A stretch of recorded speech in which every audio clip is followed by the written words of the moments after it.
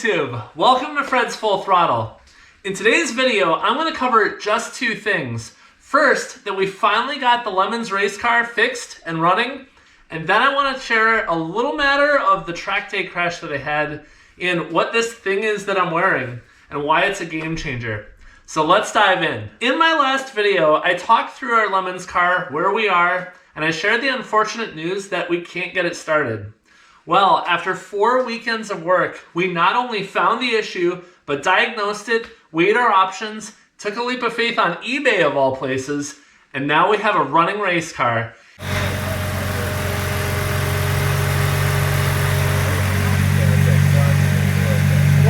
You don't know to check engine light. And our ABS is fine too.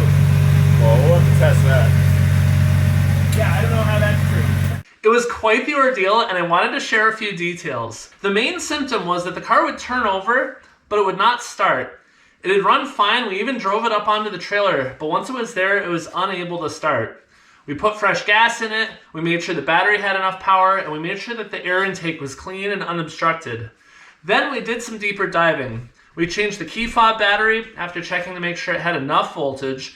We changed the spark plugs, we replaced the crank position sensor, and we reset the key synchronization with the car. We double checked and tightened our electrical shutoffs. We verified the new fuel filter, and we traced every ground in the car and tightened all of them. I even voltage checked every single fuse in the car just to make sure they were intact, which they were. Fun fact, there are 107 primary fuses in a BMW 330 Ci. And then about another dozen or so scattered around under the hood, up in the footwell, and on a few captive cables.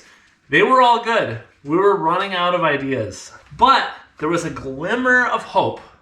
We found a post on one of the BMW forums for E46s referencing nearly the exact same situation that we found ourselves in. In that very long thread, there was tons of information, and many of the things were things we had already checked out. But there was one little tidbit that someone threw out. Check your EWS. What is an EWS? We didn't know. Well, what we learned is that it's the immobilizer for the car, and it's basically like a little security system that will prevent someone from hot wiring the car without the key. So I was like, all right, I'll find the EWS and make sure that the plug didn't wiggle loose or something like that. So I climbed down into the driver's footwell. Buried way up under the dashboard behind the wiring loom was this innocuous little white box. I unplugged it, plugged it back in, no start. I thought, what the hell, I'm here, let's pull it out and see if there's anything visibly wrong with it. Well, that was the game changer. I pulled the little box out from its mount and looked it over. It looked fine, except I looked in the plug receptacle on the side of the box, and there was both corrosion and then even more obvious, 2 missing pins. You could see that they had literally corroded so much that they had broken off. I go look at the plug, and sure enough, the pins are in the plug. So why is the EWS so important, and how do we fix it? Well, it turns out that it's a little bit more complicated than we thought. I'm going to simplify it a little bit, but essentially, here's how it works. When you plug the key into the ignition in the car and then turn the key, power is routed from the car battery into the key. There's a radio crystal in the key which broadcasts a very specific short-range radio signal with a code for that key. Then that little white box, the EWS, has a short-range radio receiver in it. It verifies that the signal is for that specific key made for that specific car. Nothing else will work. When the EWS confirms that it's the right key, it then sends a signal to the ECU, the main computer of the car, and says, hey, this is the right key, we can fire the ignition. Then the ECU can trigger the ignition and start the car. This process is why someone can't just take their own key, even if it's mechanically identical, and start your car with it.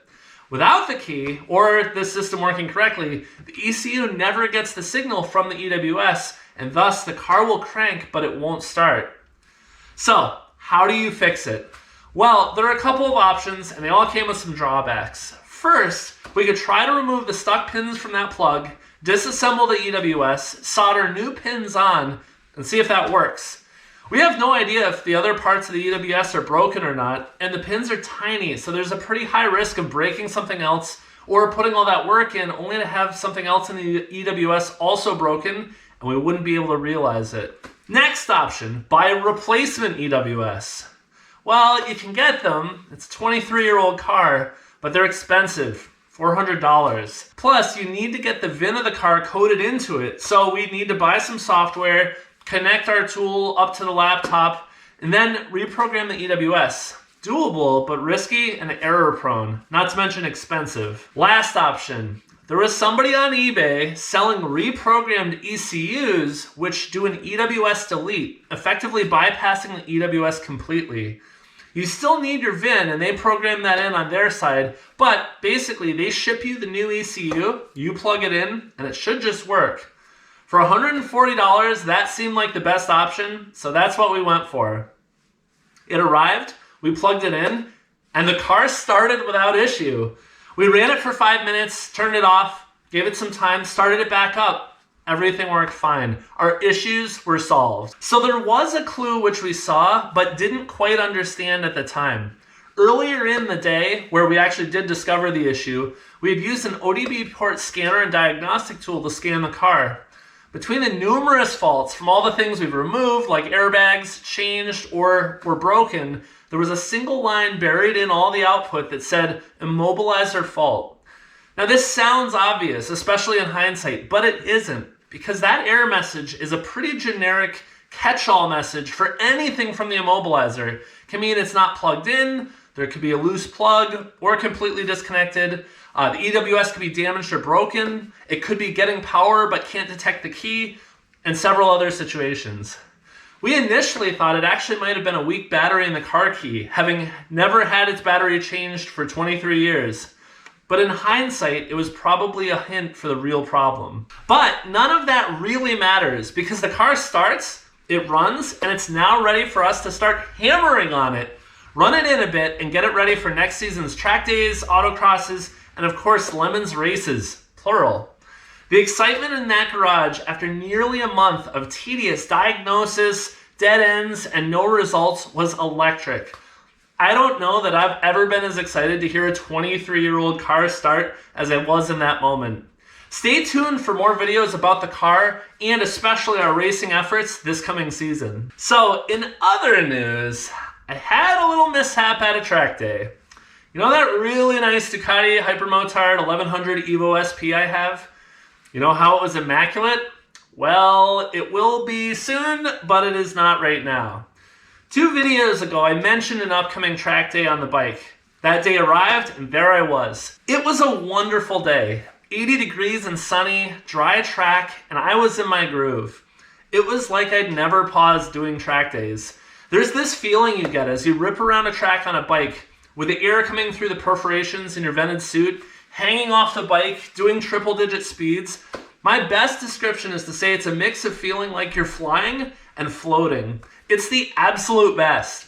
First half of the day, I was doing great. Getting comfortable on my bike, finding my line, and passing many of the other bikes in my riding group. Then, in the 5th session of the day, there was a little bit of excitement. Coming into a very tight 180-degree right-hander, I was 3rd in a line of 3 bikes. An instructor in 1st, a dude on a supermoto, and then me. That section of track, you're coming out of a 90-degree, pretty sharp left-hander, briefly hit 60, 70 miles an hour, and then you're really hard on the brakes for that off-camber 180 to the right.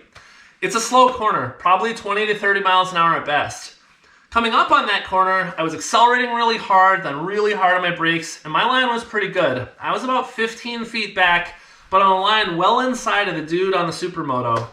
Well, dude on the supermoto overcooked the corner. He misjudged and he was going to hit the instructor because he was coming in too hot. He goes hard on the brakes, locks him up, and tucks the front. Down he goes. Unfortunately, he gets kicked off his bike well to the right and into the inside, directly onto my line. And thus, I was faced with the impossible decision. Do I hit and or run over another human at roughly 40 to 50 miles an hour? Or do I try to avoid him and potentially screw up my line or worse? I had a split second to decide. So I did what anyone would have done, hopefully. I moved to avoid hitting this tumbling rider ragdolling on the ground in front of me. At the moment of the decision, I had less than 15 feet between me and him, and he was directly in front of me. But there was a problem with my situation. I was already hard on the brakes. Now, anyone who has ridden a bike on track will tell you, when you're braking hard, you better not be turning. If you're turning, you better not be braking hard. And if none of that makes it any more clear, you really shouldn't do both at the same time. Well, my immediate reaction was to lean a slightly bit more to the right and try to dodge this human cartwheeling in front of me. Bingo, I adjusted just enough that I missed him. Yay! New problem. I also just the slightest bit braked harder. Bad move. I lose traction, I tuck the front, and down I go. Right shoulder first. So an interesting thing happens in moments like these. I'm not talking about moments where you're scared or are conquering a fear or even honestly have time to think about something. I'm talking about moments leading up to a serious accident or when something really bad is going to happen really rapidly. A few times in my life, I've unfortunately been in these moments, and it's surreal. Time slows down, or rather your perception of it does. It's likely the adrenaline rush from what you're doing combined with your entire being focused on trying to navigate the situation, and things are all happening way too fast. As such, your clarity, awareness, and recall of a situation like this all sharpen, and it plays out like it's in slow motion. Even remembering it back, I am aware of every single moment, moment by moment, at a snail's pace. As the front of my bike was starting to wash out, I immediately start leaving my bike. Not by choice, just by physics.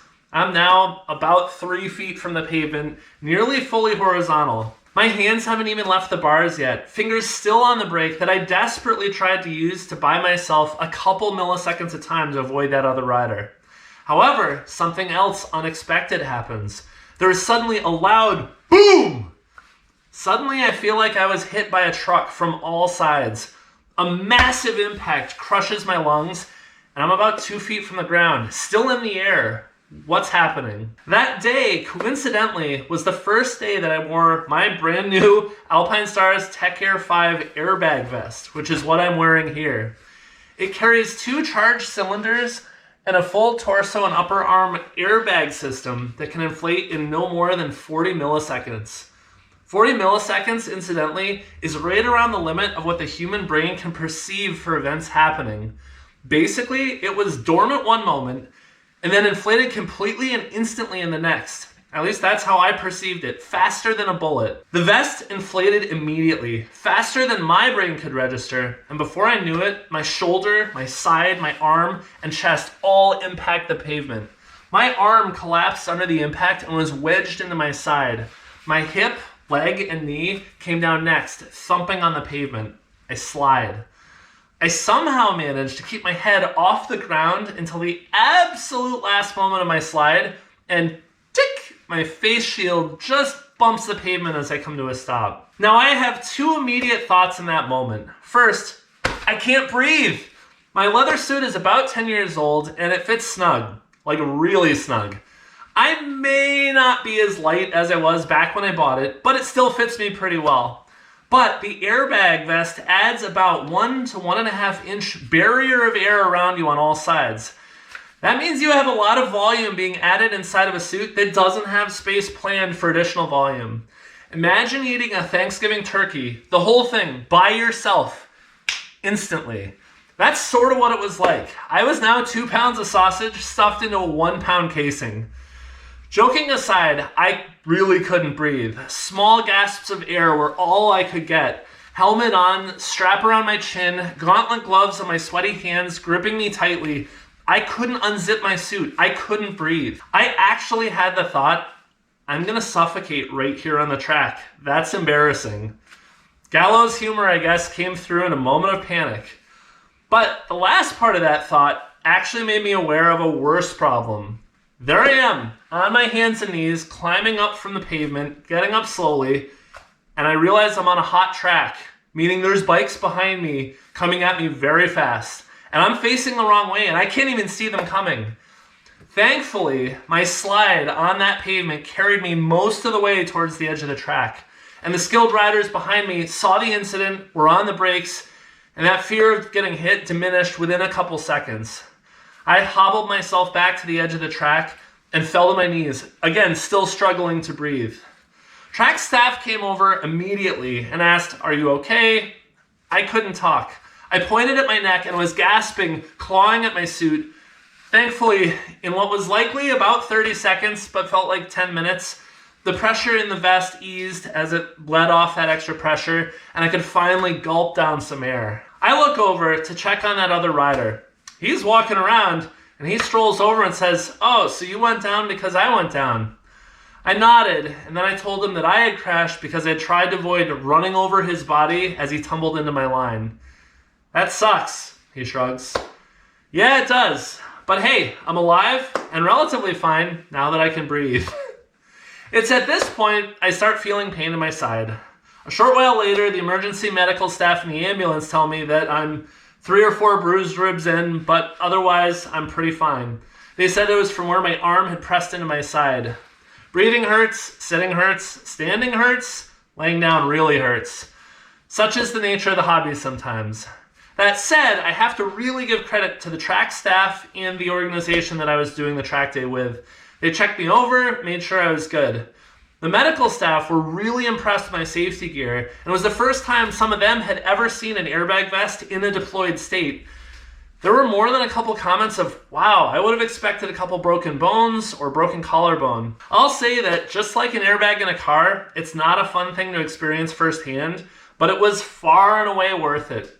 I will never ride a motorcycle on a track or on the road again without one. I gotta give credit to Alpine Stars and all my safety gear. Not only was the airbag worth every cent of its $600 price tag, but my spine protector protected my spine, and the suit held up shockingly well. Not a single seam was torn, frayed, or in any way damaged from the impact and sliding on that pavement.